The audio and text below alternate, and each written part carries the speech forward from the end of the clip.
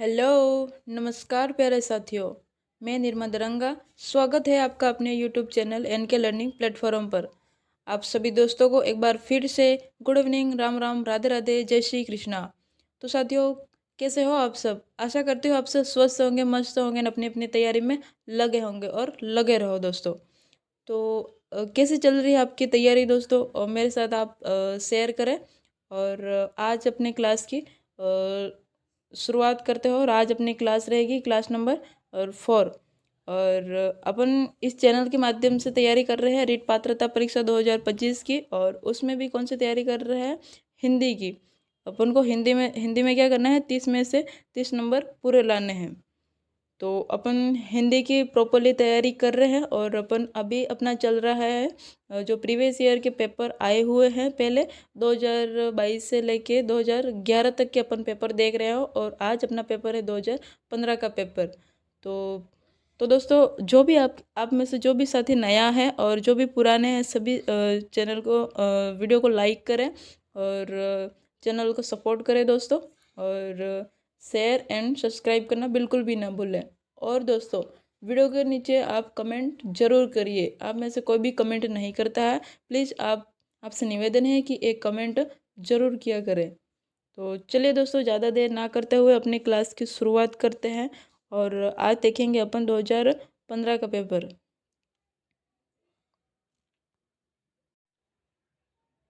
चलिए दोस्तों, अपने पेपर की शुरुआत करते हैं। और आज का पेपर है राजस्थान अध्यापक पात्रता परीक्षा 2015 का पेपर है आज। और इसका आयोजन जो हुआ था वो हुआ था 7 फरवरी 2016 को। और ये लेवल फर्स्ट है और हिंदी का पेपर है। तो चलिए अपन पढ़ते हैं क्वेश्चन नंबर फर्स्ट।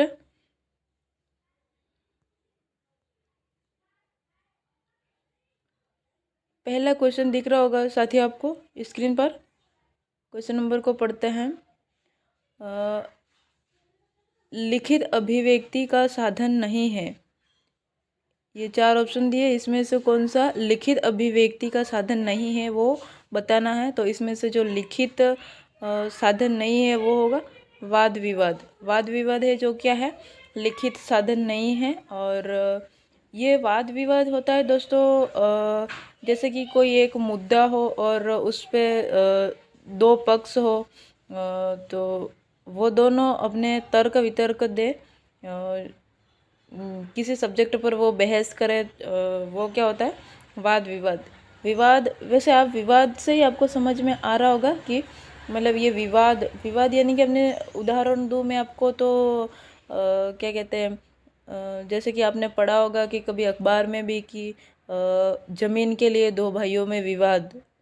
तो इस तरह का वो होता है जो क्या होता है, उसे कहते हैं विवाद। यानी कि एक मुद्दे पर दो जनों का तर्क वितर्क।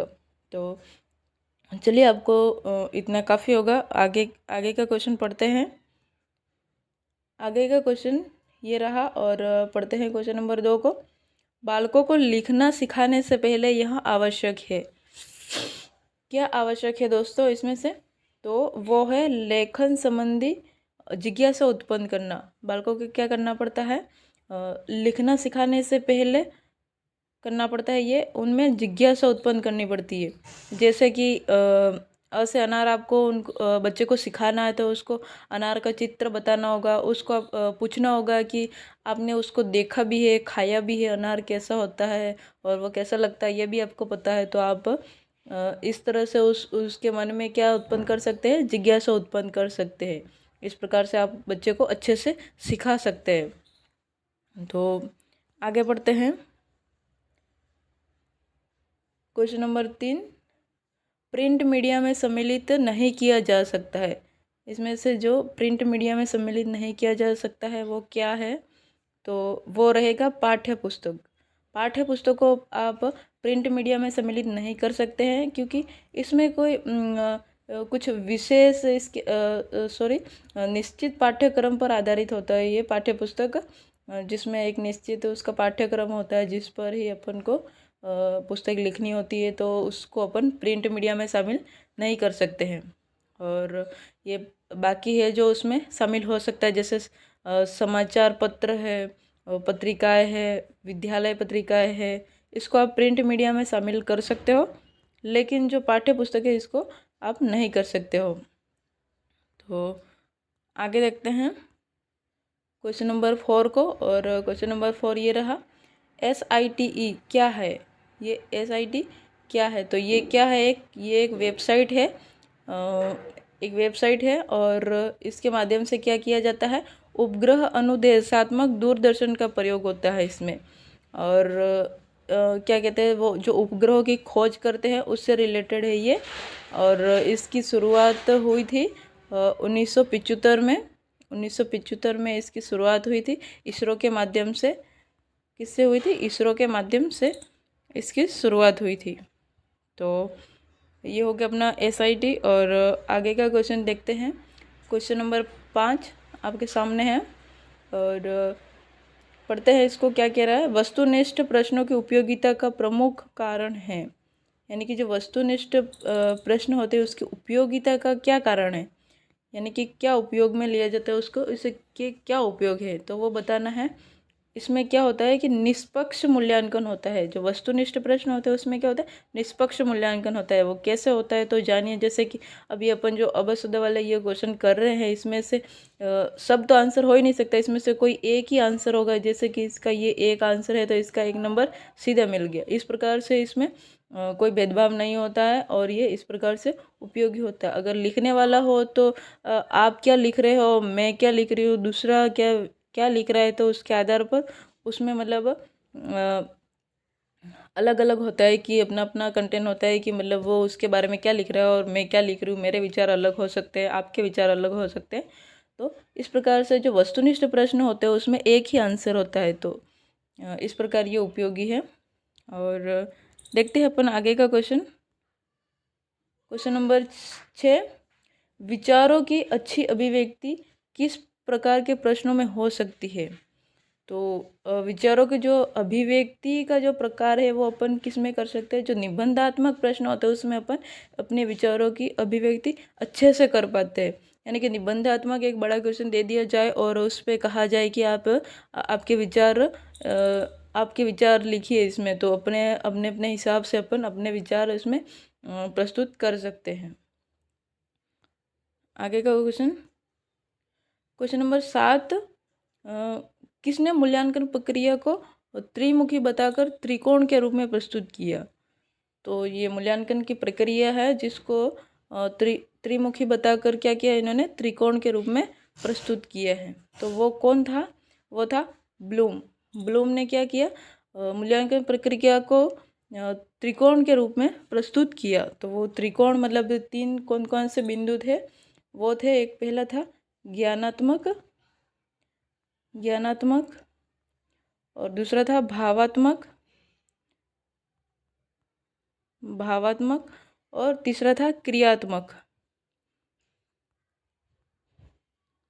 ये 3 बिंदु थे दोस्तों। इन तीनों बिंदुओं पर उसने क्या किया, त्रिकोण प्रस्तुत किया, यानी कि 3 मत दिए उसने। आगे का क्वेश्चन देखते हैं।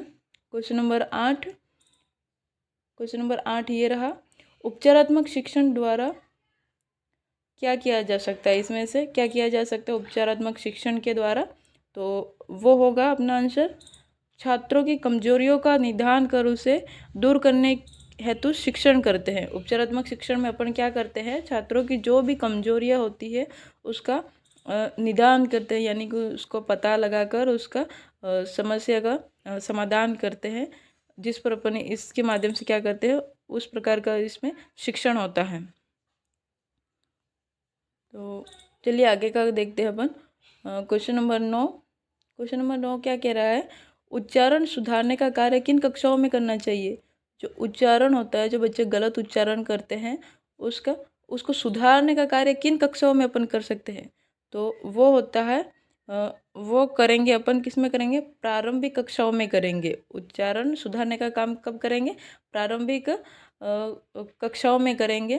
क्योंकि बच्चे अगर आप अपन बच्चों को शुरुआत से ही अगर उसको उच्चारण सही करना सिखाएंगे तो बच्चे आगे जा कर के गलती नहीं करेगा। और अपने जब प्राथमिक कक्षाओं में अपन ने उस पर ध्यान नहीं दिया तो वो बाद में जाके उसके लिए मुसीबत बन सकती है। बाद में आप कितना भी प्रयास करो लेकिन वो नहीं, उसको सुधार नहीं पाएगा, उसको दिक्कत आएगी।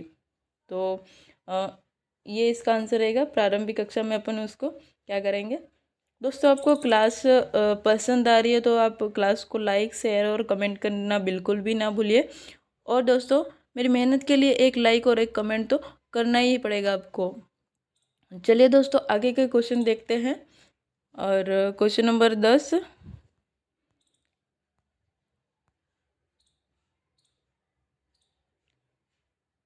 दोस्तों देख लीजिए क्वेश्चन नंबर 10 को। क्वेश्चन नंबर 10 क्या कह रहा है। वह शब्द बताइए जिसमें क्या हुआ है, संधि तथा प्रत्यय दोनों का प्रयोग हुआ है। इसमें से आपको वो शब्द बताना है जिसमें क्या हुआ है, संधि और प्रत्यय दोनों का प्रयोग हुआ है। तो ऐसा शब्द कौन सा इसमें से, वो होगा ध्वंसावशेष। ये ध्वंसावशेष जो ऑप्शन नंबर बी लिखा हुआ है, ये इसमें क्या हुआ है, संधि और प्रत्यय दोनों का प्रयोग हुआ है।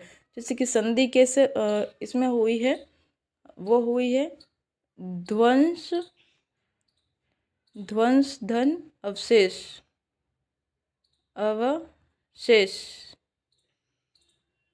ये इसका विग्रह हो जाएगा संधि का। संधि विच्छेद कर दिया अपन ने इसको। और इसमें प्रत्यय की बात करें तो इसमें अवशेष, शेष जो हो जाएगा वो क्या होगा, प्रत्यय हो जाएगा। शेष, शेष जो बचेगा वो क्या होगा, इसका प्रत्यय होगा। तो देखते हैं आगे का question. Question number 11। Question number 11 को पढ़ते हैं।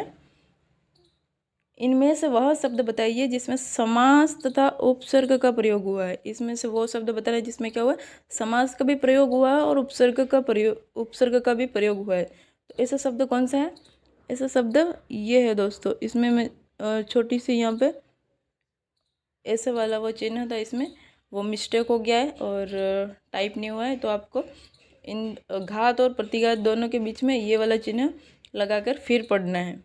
यानी कि इसमें आंसर अपना यही है, घात प्रतिघात। इसमें कौन सा समास, अगर समास की बात करें तो इसमें द्वंद्व समास है।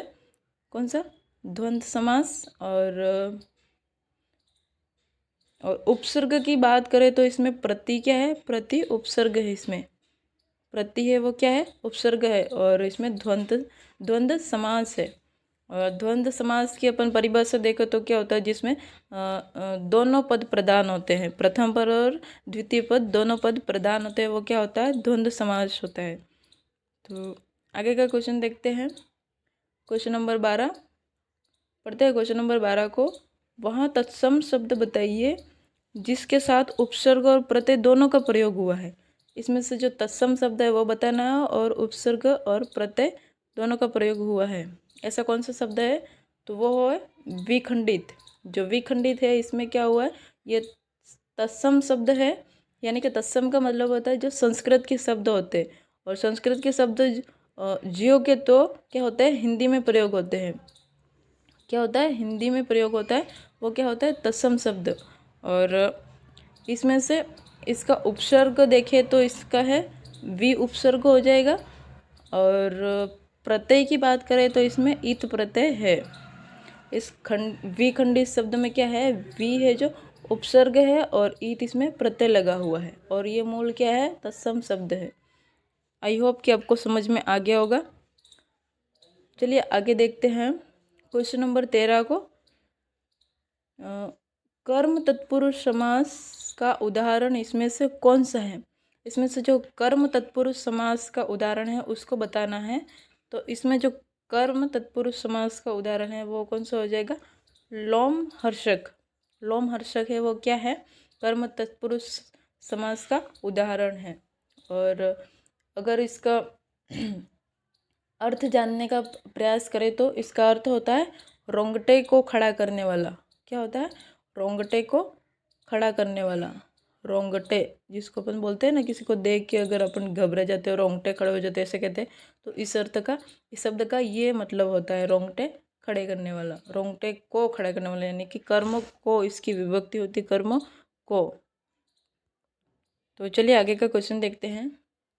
क्वेश्चन नंबर 14, इनमें से कौन सा शब्द तत्सम है? तत्सम शब्द को बताना है, यानी कि जो तत्सम शब्द की मैंने अभी आपको परिभाषा बताई थी बोल के कि तत्सम शब्द होता क्या है। तत्सम शब्द मूल रूप से संस्कृत का शब्द होता है और जिसका प्रयोग जो का तो हिंदी में होता है, तो वो क्या होता है तत्सम शब्द। और इसमें से जो तत्सम शब्द अपने रहने वाला है वो पहला है स्वतंत्रता, और जो झोपड़िया है वो भी ये क्या है, दोनों ही तत्सम शब्द है। तो इसमें से फाइनली दो आंसर हो जाएगा, ए और सी दोनों आंसर। देखते हैं आगे का क्वेश्चन। क्वेश्चन नंबर 15, इनमें से कौन सा शब्द स्त्रीलिंग नहीं है? यानी कि जो चार ऑप्शन दिए उसमें से क्या बताना है, जो स्त्रीलिंग नहीं है वो बताना है। तो इसमें से स्त्रीलिंग कौन सा नहीं है, तो वो नहीं है कलेवा। कलेवा है जो क्या है स्त्रीलिंग नहीं है। बाकी ये तीन ऑप्शन क्या है, स्त्रीलिंग है। आगे का क्वेश्चन पढ़ते हैं। क्वेश्चन नंबर 16 आपको दिख रहा होगा, कुसुम शाम को घर गई, इस वाक्य में कौन सा काल है?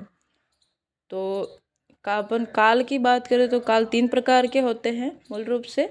कौन कौन से होते हैं वो होता है वर्तमान काल, भूतकाल और भविष्य काल। काल कितने प्रकार के होते हैं? तीन प्रकार के काल होते हैं। कौन कौन से? वर्तमान, भूतकाल और भविष्य काल। तो ये तीन क्या हो गए, काल के प्रकार हो गए। और अपना जो आंसर है वो है सामान्य भूतकाल। कुसुम शाम को घर गई, इसका क्या हो जाएगा, सामान्य भूतकाल, ये आंसर हो रहेगा इसका। और देखते हैं क्वेश्चन नंबर 17 को। ये रहा क्वेश्चन नंबर 17 और पढ़ते हैं, कारक चिन्ह के प्रयोग के बावजूद इनमें से किस शब्द का बहुवचन नहीं बनता है? ये इसमें से जिस शब्द का बहुवचन नहीं बनता उसे बताना है। तो अपना जो आंसर रहेगा वो रहेगा घी। घी शब्द का कभी बहुवचन नहीं बनता है, घी शब्द घी ही रहता है। आगे का क्वेश्चन देखते हैं। क्वेश्चन नंबर 18, इनमें से किस शब्द का लिंग नहीं बदलता है? ऐसा शब्द बताना है जिसका लिंग कभी नहीं बदलता है। तो चाचा का क्या हो जाएगा, चाची, और छात्र का क्या हो जाएगा, छात्राएं, और मामा का क्या हो जाएगा, मामी। तो इन तीन शब्द का तो क्या होगा, लिंग परिवर्तन हो गया। और जो ये साइकिल है इसका लिंग परिवर्तन नहीं होगा, साइकिल का साइकिल ही रहेगा। तो फाइनली अपना आंसर आ गया। और आगे का क्वेश्चन देखते हैं अपन। ये रहा क्वेश्चन नंबर 19। क्वेश्चन नंबर 19, इनमें से कौन सा शब्द सदैव बहुवचन में ही प्रयुक्त होता है? जो सदैव बहुवचन में ही प्रयुक्त होता है उस शब्द को बताना है। तो ऐसा शब्द कौन सा है, ये दर्शन। दर्शन होता है जो हमेशा क्या होता है, बहुवचन में ही प्रयोग इसका होता है। जैसे कि दर्शन, दर्शन तो मतलब अपन किसी के भी करते हैं, यानी कि एक ही दर्शन नहीं होता है। मतलब दर्शन मतलब हमेशा इसका क्या कह सकते हैं, अपन एक बार ही थोड़ी दर्शन करते हैं, अपन दर्शन हर रोज करते हैं। तो वो क्या हो जाएगा, बहुवचन में इसका प्रयोग होगा। तो चलिए फाइनली आगे का क्वेश्चन देखते हैं। ये रहा क्वेश्चन नंबर 20 और क्वेश्चन को पढ़ते हैं। ईश्वर तुम्हें सफलता प्रदान करे, क्या ईश्वर तुम्हें सफलता प्रदान करे, यह वाक्य क्या है? तो यह वाक्य क्या है, तो ये वाक्य है, कौन सा हो जाएगा ये वाक्य, इच्छावाचक, यानी कि ऐसी इच्छा है। और क्या क्या हो जाएगा, ये इच्छावाचक वाक्य, यानी कि ईश्वर तुम्हें सफलता प्रदान करे, ये वाक्य क्या है, एक इच्छा जताई है। यानी कि ये अपनी इच्छा है कि आप यानी कि परीक्षा में पास हो जाओ, टॉप करो एग्जाम में, ये सब क्या है, इच्छा है। और दोस्तों मेरी भी आपसे एक विनती है, मेरी भी इच्छा है कि आप मेरी क्लास से पढ़े और आप भी हिंदी में 30 में से 30 नंबर लेकर के आए, ये मेरी इच्छा है। और दोस्तों मेरी क्लास आपको पसंद आए तो आप मेरी क्लास को लाइक करें, शेयर करें और कमेंट करना बिल्कुल भी ना भूलिए। और जिन्होंने भी सब्सक्राइब नहीं किया है तो वो सब्सक्राइब कर लीजिए, और मेरी ऐसी ही वीडियो आपको मिलती रहेगी। तो अपना क्वेश्चन, आगे वाला क्वेश्चन देखते हैं। ये रहा क्वेश्चन नंबर 21, मेरा छोटा भाई प्रशांत धार्मिक पुस्तकें अधिक पढ़ता है, इस वाक्य में विधेय क्या है? यानी कि जो वाक्य होता है, वाक्य के दो अंग होते हैं। वाक्य के क्या होते हैं, दो अंग होते हैं। अंग कौन कौन से होते हैं, वो होते हैं, एक उद्देश्य होता है, क्या होता है, एक उद्देश्य, और दूसरा क्या होता है, विधेय। उद्देश्य और विधेय दो वाक्य के अंग होते हैं दोस्तों। और इसमें से जो वाक्य का इसमें से जो विधेय पूछ रहा है तो वो विधेय हो जाएगा धार्मिक पुस्तकें अधिक। जो धार्मिक पुस्तकें अधिक लिख रखा है ये क्या है, वाक्य का विधेय है। अगर इसमें से जो उद्देश्य पूछे तो उद्देश्य क्या हो जाएगा, मेरा छोटा भाई प्रशांत, ये इसका उद्देश्य हो जाएगा। और जो धार्मिक पुस्तकें अधिक लिख रखा है वो क्या हो जाएगा, विधेय। आगे का क्वेश्चन देखते हैं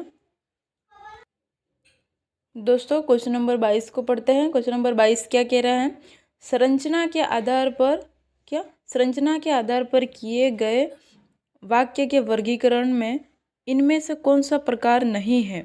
यानी कि संरचना या रचना के आधार पर वाक्य के प्रकार कितने होते हैं, 3 होते हैं। 3 प्रकार होते हैं रचना या संरचना के आधार पर। तो वो इसमें से कौन सा नहीं है पूछा है, तो वो नहीं है वो हो जाएगा आज्ञार्थक वाक्य नहीं होगा। और ये जो 3 है, सरल, मिश्र और संयुक्त वाक्य, ये क्या हो जाएंगे, रचना या संरचना के आधार पर हो जाएंगे। और ये जो आज्ञार्थक वाक्य आपको दिख रहा है ये किसका है, अर्थ के आधार पर। अर्थ के आधार पर क्या होता है, वाक्य के 8 प्रकार होते हैं। क्या होते हैं दोस्तों, अर्थ के आधार पर वाक्य के 8 प्रकार होते हैं। कितने होते हैं, 8 प्रकार। और जो ये रचना या संरचना के आधार पर जो आपको दिख रहा है वो क्या होगा, इसके 3 प्रकार हैं। कौन कौन से, सरल, मिश्र और संयुक्त, ये इसके 3 प्रकार हो जाएंगे।